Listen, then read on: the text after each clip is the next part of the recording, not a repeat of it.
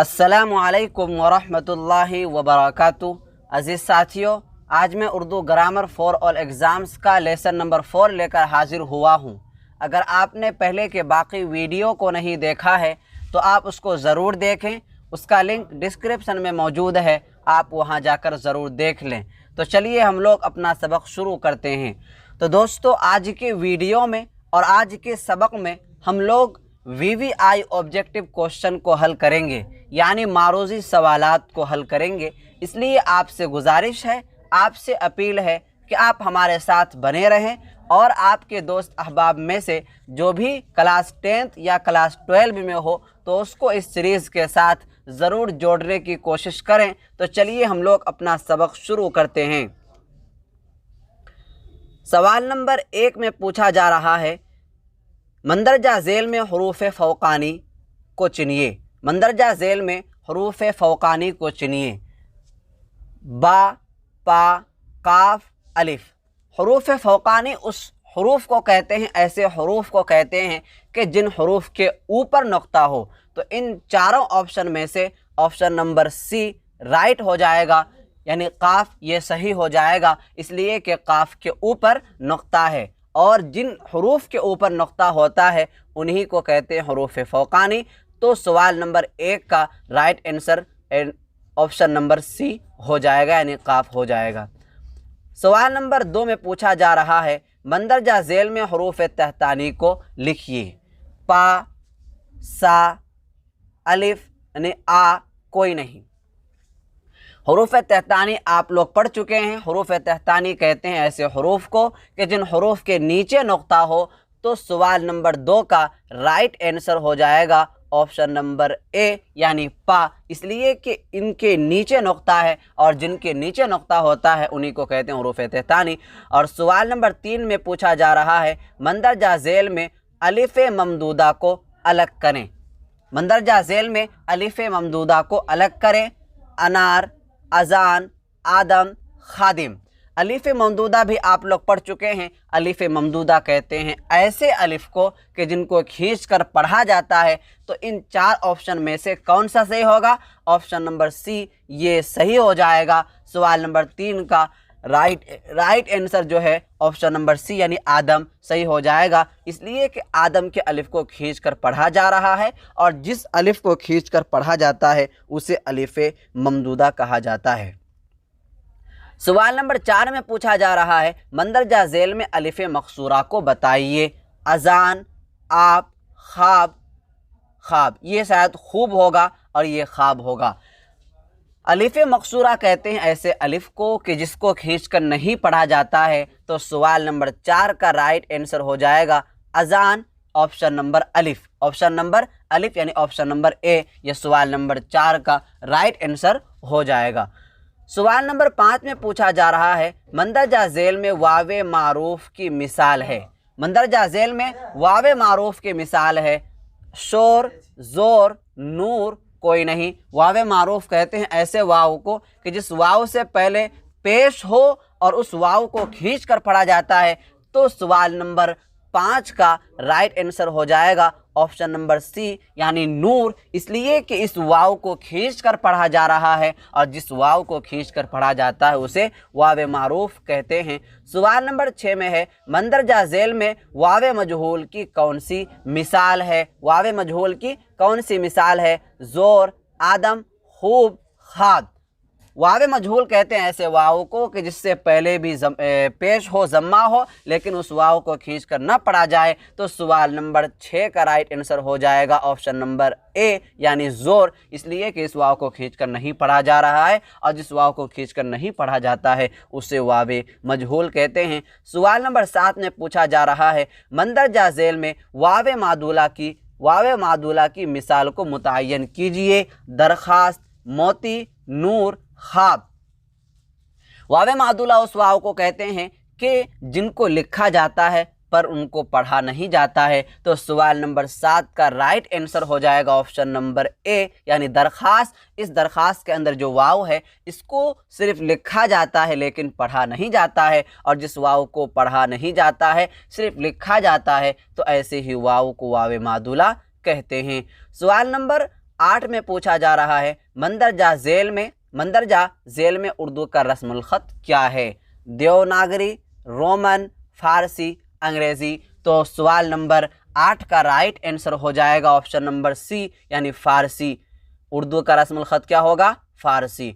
सवाल नंबर 9 में पूछा जा रहा है जिस हरफ पर तशदीद हो उसे क्या कहते हैं? जिस हरफ पर तशदीद हो उसे क्या कहते हैं? तो सवाल नंबर 9 का राइट आंसर हो जाएगा ऑप्शन नंबर डी यानी मुशद्दद। जिन हरूफ पर तशदीद होता है उन्हें कहते हैं मुशद्दद। सवाल नंबर 10 में पूछा जा रहा है जिस हरफ पर कसरा हो उसे क्या कहते हैं? कसरा कहते हैं ज़ेर को।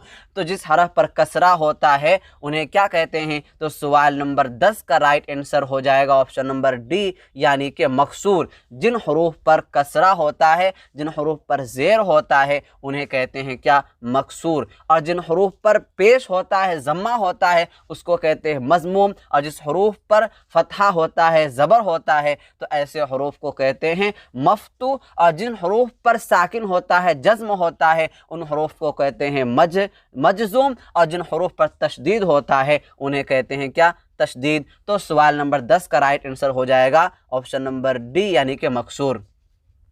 सवाल नंबर 11 में पूछा जा रहा है फ़तहा का दूसरा नाम क्या है? फ़तहा का दूसरा नाम क्या है? तो सवाल नंबर 11 का राइट आंसर हो जाएगा ऑप्शन नंबर बी यानी कि ज़बर। फ़तहा को ही ज़बर कहते हैं और ज़बर को ही क्या कहते हैं? फ़तहा कहते हैं। सवाल नंबर 12 में पूछा जा रहा है जिस हरफ पर ज़म्मा हो उसे क्या कहते हैं? जिस हरफ पर ज़म्मा हो उसे क्या कहते हैं? ज़म्मा कहते हैं पेश को। तो जिस हरफ पर पेश हो, ज़म्मा हो, उसे क्या कहते हैं? उसे कहते हैं मज़मूम। उसे कहते हैं क्या? मज़मूम। तो सवाल नंबर 12 का राइट आंसर हो जाएगा ऑप्शन नंबर डी यानी कि मज़मूम। जिन हरूफ पर ज़म्मा होता है, पेश होता है, उसे क्या कहते हैं? मज़मूम कहते हैं। सवाल नंबर 13 में पूछा जा रहा है जिस हरफ पर फ़तहा हो उसे क्या कहते हैं? जिस हरफ पर फ़तहा हो उसे क्या कहते हैं? तो सवाल नंबर 13 का राइट आंसर हो जाएगा ऑप्शन नंबर ए यानी कि मफ्तू। जिस हरफ पर फ़तहा होता है, ज़बर होता है, उन्हीं को क्या कहते हैं? मफ्तू कहते हैं। सवाल नंबर 14 में पूछा जा रहा है कसरा का दूसरा नाम क्या है? कसरा का दूसरा नाम क्या है? कसरा कहते हैं ज़ेर को। ऑप्शन में दिया गया है ज़म्मा, ज़बर, जर दे दिया गया है। ये ज़ेर होना चाहिए, पेश। तो सवाल नंबर 14 का राइट आंसर हो जाएगा ऑप्शन नंबर सी यानी कि ज़ेर। कसरा का दूसरा नाम क्या है? ज़ेर है। सवाल नंबर 15 में पूछा जा रहा है मंदरजा झेल में याए मारूफ की मिसाल क्या है? याए मारूफ की मिसाल क्या है? शेर, देर, अमीर, कोई नहीं। याए मारूफ कहते हैं ऐसे या को कि जिस या को खींच कर पढ़ा जाता है। तो इन ऑप्शनों में से अमीर को खींचकर पढ़ा जा रहा है। तो सवाल नंबर 15 का राइट आंसर हो जाएगा ऑप्शन नंबर सी यानी कि अमीर। इसलिए कि इस या को खींचकर पढ़ा जा रहा है और जिस या को खींचकर पढ़ा जाता है उसे क्या कहते हैं? याए मारूफ कहते हैं। सवाल नंबर 16 में पूछा जा रहा है एराब की कितनी किस्में हैं? एराब की कितनी किस्में हैं? 10, 15, 20, 8। तो एराब की किस्में कितने हैं? 8 एराब की किस्में हैं। तो सवाल नंबर 16 का राइट आंसर हो जाएगा ऑप्शन नंबर डी यानी कि 8 एराब की किस्में हैं। सवाल नंबर 17 में पूछा जा रहा है हुरूफ तहज्जी की कुल तादाद कितनी है? हुरूफ तहज्जी की कुल तादाद कितनी है? यानी कि हुरूफ तहज्जी कितनी है? 48, 39, 50, 52। तो सवाल नंबर 17 का राइट आंसर हो जाएगा ऑप्शन नंबर डी यानी कि 52, क्योंकि हुरूफ तहज्जी 52 होता है। तो सवाल नंबर 17 का राइट आंसर हो जाएगा ऑप्शन नंबर डी यानी कि 52। सवाल नंबर 18 में पूछा जा रहा है हुरूफ मुफरद की कुल तादाद कितनी है? हुरूफ मुफरद की कुल तादाद कितनी है? यानी कि हुरूफ मुफरद कितने हैं? 30, 29, 37, 20। तो इसका राइट आंसर हो जाएगा ऑप्शन नंबर सी यानी कि 37। हुरूफ मुफरद कितने हैं? 37 हैं। सवाल नंबर 19 में पूछा जा रहा है हुरूफ मुरक्कब की कुल तादाद कितनी है? हुरूफ मुरक्कब की कुल तादाद कितनी है? तो 15, 20, 30, 10। तो सवाल नंबर 19 का राइट आंसर हो जाएगा ऑप्शन नंबर ए यानी कि 15। हुरूफ मुरक्कब कितने होते हैं? 15 होते हैं। सवाल नंबर 20 में पूछा जा रहा है मंदरजा झेल में हुरूफ मनक़ूत बताइए। हुरूफ मनक़ूत बताइए। हुरूफ मनक़ूत कहते हैं ऐसे हुरूफ को कि जिन हुरूफ पर नुक्ता होता है, जिन हुरूफ पर नुक्ता होता है। यहाँ पर ऑप्शन में दिया गया है हा, दाल, जीम, अलिफ। तो आप बताइए इसका जवाब क्या होगा। इसका जवाब हो जाएगा ऑप्शन नंबर सी यानी कि जीम, इसलिए कि जीम पर क्या है, नुक्ता है, और जिन हुरूफ पर नुक्ता होता है उसे कहते हैं हुरूफ मनक़ूत। सवाल नंबर 21 में पूछा गया है कि झेल में हुरूफ गैर मनक़ूत बताइए। तो सवाल नंबर 21 का राइट आंसर हो जाएगा ऑप्शन नंबर डी यानी कि हा पर कोई नुक्ता नहीं है, और जिन हुरूफ पर नुक्ता नहीं होता है उनको कहते हैं हुरूफ गैर मनक़ूत। सवाल नंबर 12 में पूछा गया है रुबाई के कितने मिसरे होते हैं। रुबाई के कितने मिसरे होते हैं। तो सवाल नंबर 22 का राइट आंसर हो जाएगा ऑप्शन नंबर सी यानी कि 4। रुबाई का मिसरा 4 होता है। सवाल नंबर 23 में पूछा जा रहा है मुसद्दस के कितने मिसरे होते हैं। 2, 3, 8, 6। मुसद्दस कहते हैं 6 को। तो सवाल नंबर 23 का राइट आंसर हो जाएगा ऑप्शन नंबर डी यानी कि 6। मुसद्दस के कितने मिसरे होते हैं। 6 मिसरे होते हैं। सवाल नंबर 24 में पूछा जा रहा है अबद के लुग़वी माना क्या है। अबद के लुग़वी माना क्या है। अबद देखिए, अबद होता है दो तरह का अबद होता है। एक होता है अलिफ से, तो अलिफ से अबद का माना होता है हमेशा। अगर अलिफ से अबद होता है तो उसका माना क्या होता है, हमेशा। अगर अबद आइन से आ जाए, इस तरह आ जाए, आइन से अगर अबद आ जाए तो इसका माना होता है ग़ुलाम। तो यहाँ पर जो है अबद का जवाब गलती से ऑप्शन नंबर डी दे दिया गया है, लेकिन यहाँ पर होना चाहिए था ऑप्शन नंबर बी, क्योंकि यहाँ अलिफ से अबद लिखा गया है और अलिफ से अबद का माना होता है क्या, हमेशा।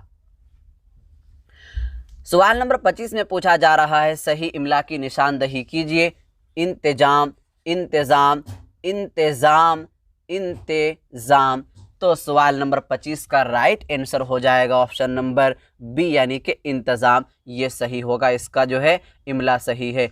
सवाल नंबर 26 में पूछा जा रहा है बाबाए उर्दू का खिताब, बाबाए उर्दू का खिताब किसे मिला। मौलाना आज़ाद को, मौलाना अब्दुल हक को, मौलाना हुसैन आज़ाद को, शिबली नौमानी को। तो सवाल नंबर 26 का राइट आंसर हो जाएगा ऑप्शन नंबर बी यानी कि मौलवी अब्दुल खालिक को बाबाए उर्दू का खिताब मिला। सवाल नंबर 27 में पूछा जा रहा है शायर मशरिक़ किसे कहा जाता है। मीर तकी को, असदुल्लाह खान गालिब को, अल्लामा इकबाल को, अकबर इलाह आबादी को। तो सवाल नंबर 27 का राइट आंसर हो जाएगा ऑप्शन नंबर सी यानी कि अल्लामा इकबाल को शायर मशरिक़ कहा जाता है। सवाल नंबर 28 में पूछा जा रहा है कि सही इमला की निशानदही कीजिए। सही इमला की निशानदही कीजिए। इस्तक़बाल, इस्तक़बाल, इस्तक़बाल और ये इस्तक़बाल। तो सवाल नंबर 28 का राइट आंसर हो जाएगा ऑप्शन नंबर ए इस्तक़बाल, क्योंकि इस्तक़बाल यही सही ऐसे ही लिखा जाता है। तो साथियों, मैं आपसे यही उम्मीद करूंगा कि आज का सबक आपने मुकम्मल तौर पर समझ लिया होगा। कहीं भी दिक्कत हो, कहीं भी परेशानी हो तो आप कमेंट बॉक्स में अपनी राय ज़रूर पेश करें। इंशाअल्लाह आपको बहुत जल्द जवाब दे दिया जाएगा। और साथियों, जो साथी अब तक मेरे ऑफिशियल ग्रुप से नहीं ज्वाइन हुए हैं तो आप इस नंबर पर कांटेक्ट करके उस ग्रुप में ज्वाइन हो सकते हैं 9934753942। इस ग्रुप में ज्वाइन होने का फ़ायदा ये होगा कि जब भी चाहें आपको पीडीएफ मिल सकता है और आपको रोज़ाना के सबक का पीडीएफ मिल सकता है और आप हमसे डायरेक्टली बातचीत कर सकते हैं। अगर आप रोज़ाना के सबक के पीडीएफ लेने के ख्वाहिशमंद हैं तो आप दिए गए नंबर पर रब्ता करें। इंशाअल्लाह आपको रोज़ाना के सबक का पीडीएफ दे दिया जाएगा। तो चलिए, आज का सबक हम लोग यहीं तक ख़त्म करते हैं। आइंदा फिर मिलेंगे। वस्सलामु अलैकुम वरहमतुल्लाहि वबरकातुहू।